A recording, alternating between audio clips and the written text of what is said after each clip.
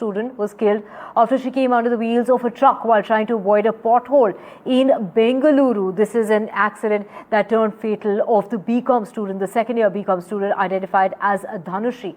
My colleague Deepak has the details. We are on the Bayapanhalli-Bidarahalli stretch in Avalahalli police station limits. A young 20-year-old girl, Dhanushri, who was pursuing her BCom here in Bengaluru, lost her life. Questions are being raised if her life was lost because of this poor stretch of the road. Now, there was a big pothole here. The accident happened yesterday at about 8 a.m. when she was heading towards college, and now you can see they've brought some stones and filled up this pothole.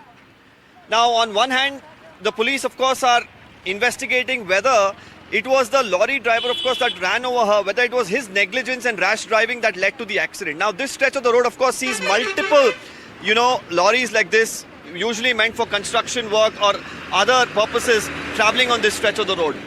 As a lorry similar to this was traversing on this stretch, it has ran over her, killing her on the spot. She was rushed to the hospital, but to no avail. Now, I have a family member, in fact, her aunt, who is here with us. Madam, if you could tell us. Both, I think it is same, sir. Because if potholes are correct, I think so no one would have lost the control. Yeah. No one has seen it directly to tell what has happened actually. But my kid is gone. Yeah. I don't know how to regain it, but I don't want others to, in future I don't want others to happen this, sir. Correct. That's it. Whoever it is, authority, please try to fill the road and please save us, actually save others also. The officials, of course, fix this stretch of the road. Now, even as, of course, a lot of speculation is there about what really led to the accident, I'm also going to ask my video journalist to very quickly come here. There's a compound of a school right next to the road where a bike, of course, of Dhanushri is still here, this scooter. And while there were a little bit of theories whether the lorry hit her bike from the back and that's what led to the accident, now the damage that has been caused to the bike is a clear indicator that probably it was due to the pothole that she actually lost control, fell to one side, because you can see the damage is predominantly to the left side of the vehicle. And, she has fallen off the bike, and that's when the lorry that was coming from the back seems to have hit her and then, of course, led to her death.